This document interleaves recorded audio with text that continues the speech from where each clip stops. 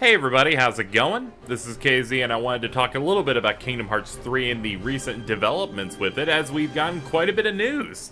We've had two full world reveals over the course of two major trailers for the game at E3, both Frozen and Pirates 3, and man, is there a lot to unpack from that, which I did over the course of some reaction videos and of course the analysis videos around the time they came out. But I wanted to talk a little bit about some of the stuff we gotten from interviews and other stuff that I thought was interesting. So that being said, let's get into it.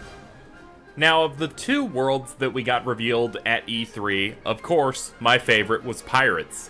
It was a bit shocking to see them jump back into the live-action game again. Of course, they had also done the sequel to Tron and Dream Drop Distance, but for Kingdom Hearts 3, it seemed like they were more going for CG animated flicks, with the exception of Hercules. So seeing them not only go for a live-action movie, but do Pirates again was a bit shocking, but what they showed looked absolutely fantastic.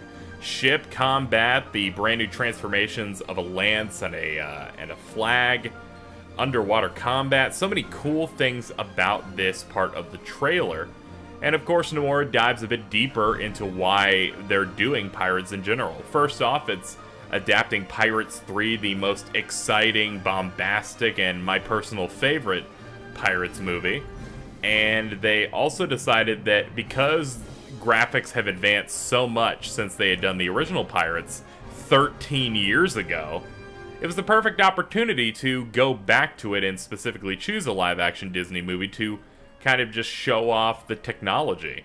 Which is also really great because it gives you a chance to make Kingdom Hearts 3 the most amazing looking game ever, because it's so varied. You have Toy Story Sora, you have Pirate Sora, you have Monster Sora, and you have a more standard Sora and stuff like Frozen and Tangled. And the constant changing of the visuals is really cool. Also, the almost uncanny valley how good some of these characters look on screen. He also said another major focus is gameplay opportunities when choosing a world. And he admired the naval combat they could potentially implement in a pirate-style world. Also, being able to fight underwater and stuff like that. So, it's really cool when the developer is less going with, hey, what is popular and works? And also going, this could lead to a lot of really fun and varied gameplay. And it also goes into his statements about how Kingdom Hearts 3 will have everything, which has been a focus of Final Fantasy games in the past, but hasn't been recently. That isn't like him throwing huge amounts of shade at something like FF15 for not being quote-unquote complete, but more going that not only will Kingdom Hearts 3 have all of the core gameplay, and will have the bare minimum you expect from the game, but will have more. It will have mini-games, different twists on the gameplay. It feels like it's going the extra mile in every aspect, and it continues to surprise you. And for me, who already had decent expectations, they are continually blown out of the water by every single trailer, every single bit of information that they put out. Now, it would be inappropriate for me to not talk about the Frozen trailer on top of the Pirates trailer, and boy, did they do a great job with this one as well. Looked absolutely fantastic, and really shows how varied the visuals of Kingdom Hearts 3 look between worlds. Whether it's Pirates, whether it's Hercules, or whether it's Frozen, it all looks very much accurate to their film source material, and just a level of polish that makes you go, yeah, that's why it's taken them 4 to 5 years to make this game, because they're doing so much with it, and there's not a lot of opportunities to reuse assets. That's also something that's brought up by Nomura in interviews, is the fact that there's so much to this game that they are running out of space on the disc, and he kind of reiterates that he hopes people will have an internet connection for the game, both because he wants to add some level of online features for Kingdom Hearts 3, but I think we can all realize why. There's going to be some sort of a patch that you will need for this game when it comes out, likely for some aspects of the game that are too big for the disc. There's only so much room you can fit on that. Like, for example, Final Fantasy 15 I think is like 100 gigs. It's something absurd. There's an absurd amount of game coming out of that. I don't expect that for Kingdom Hearts 3, but it's looking like they're not going to be able to fit everything on that Blu-ray. Now, one part of Kingdom Hearts 3 that has been noticeably absent until this year was the gummy ship. Now, it was back in February that we finally got our first piece of information about the gummy ship, which was through some, like, behind-the-scenes videos that were exclusive to D23 Japan in February.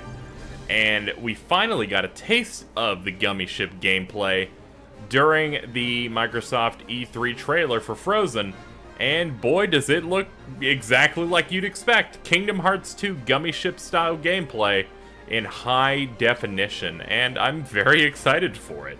Now, an interesting tidbit about the gummy ship we have just learned through a Dengeki PlayStation interview with Nomura is that he has put the director and key staff members behind the PlayStation 1 classic Einhander game on the gummy ship sections. It makes sense. Square Enix's Osaka branch, one of their earliest games for the PlayStation, was Einhander, this really cool horizontal scrolling shooter. And I have a lot of nostalgia for it.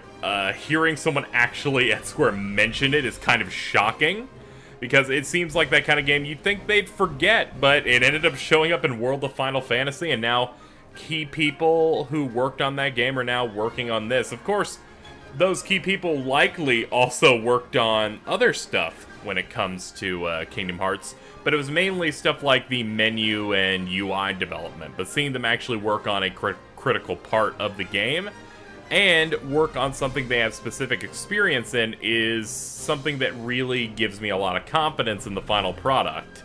They also outlined that the gummy ship gameplay is in 2 modes, making it an open world type of thing. There's a battle mode that'll be mostly familiar to what we played before with their gummy ship segments, but there will also be an open-ended exploration mode where you'll be able to collect treasure and like move around. A lot of people who saw early footage of it back at D23 in February were very excited about the whole thing, so I'm looking forward to seeing more, which Nomura said they should have more information on that soon, likely when their next trailer drops at Tokyo Game Show in September. Now, since I'm halfway into talking about it anyway, I guess we should talk about when we can see Kingdom Hearts 3 next. When's the next information drop? And I can say that it is most likely going to be in September. We're going to have technically a less than 3-month drought. Around the middle of September is Tokyo Game Show, which is a place that Square shows plenty of their games. It's basically Japanese E3, though on a smaller scale, showing off a bunch of different Japanese games. And of course, Kingdom Hearts will be there, because Nomura pointed out that if people wanted to play the game, they are not doing a public demo for Kingdom Hearts 3, but if you would like to play it on the show floor, that's kind of the closest you're going to be able to get.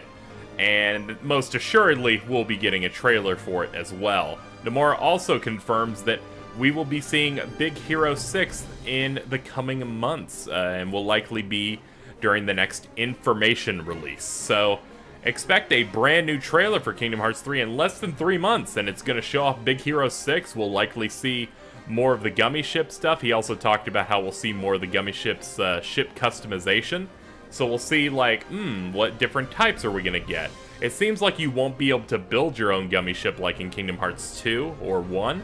So it's looking like you'll probably unlock specific blueprints, which seems to be alright. It's a lot easier to balance around ships that they specifically curate, as opposed to you making a giant donut. And it'll be exciting to finally see Big Hero 6, a world that we've known about, that's been announced since 2015. We'll finally get to see what it looks like. In terms of how far it's coming along, it's likely the one that's had the least amount of time worked on it. However, they have confirmed that all the gameplay stuff is polished and done, and the only thing they need to work on now are cutscenes, which shouldn't take them too long compared. I'd say that getting the gameplay and the environments done takes a lot more work than getting all the cutscenes done, so they'll likely have most of that done over the next few months. Now, here we're going to talk a little bit about the gameplay, because KH3 had some demos both at a preview event last month and at E3, and they have gone a long way in improving the game, according to Nomura, saying that they constantly are fine-tuning the combat until it's finally time to ship it out and have the game go gold. So, and hearing him specifically call out that they are taking the feedback that they have gotten from the various demos is very, very exciting.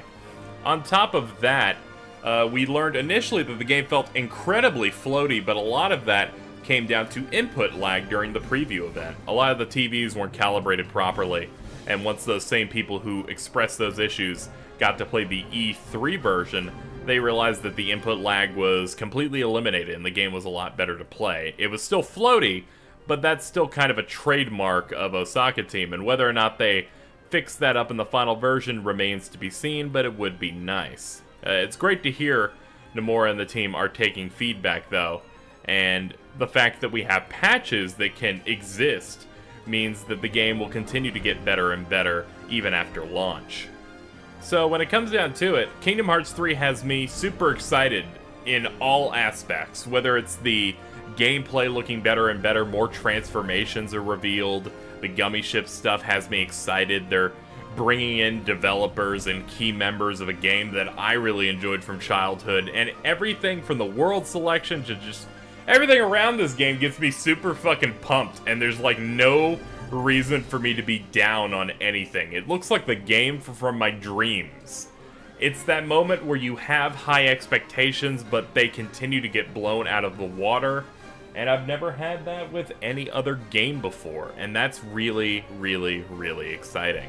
I guess the last thing I feel like talking about when it comes to Kingdom Hearts 3, since I didn't really want to jump deep into talking about the lore and the story developments, was that we got a full version of the theme song of the game, or at least the Japanese version of it, which is called Chikai, or Oath. And if you check on YouTube, a bunch of people are putting it up because Utada's new album has dropped, and it sounds great. It might be my favorite of the theme songs. We'll have to see, because I need to see the accompanying CG intro to really know. But from what I saw so far, or what I've heard, is really good. It is a bit jarring at first because it's a song that is very slow but then starts using a lot of really fast lyrics, but I have to say I really like it, and if any of you talk shit, I'm gonna beat the ever-loving fuck out of you. Sometimes you need to express your joy in violence. That's gonna do it, though. That is basically my feelings on some of the new Kingdom Hearts 3 news. I know there's a lot of stuff I missed, a lot of lore stuff, like the new 7 Hearts, people being turned into Xehanorts all over the place, and all that kind of stuff, but overall, I don't feel the need necessarily to really jump into that. I'll usually talk about it during a trailer analysis more than anything else. But for this, I kind of wanted to talk about gameplay, some of the new additions, and stuff that I really wanted to hit on in a video. I hope you enjoyed this, and if you do, leave a like, subscribe. I do Let's Plays, of course, and I will occasionally talk about this game when there are new developments. I will hopefully see you probably in September for some more KH3 coverage. Thank you so much for watching, and I'll see you next time.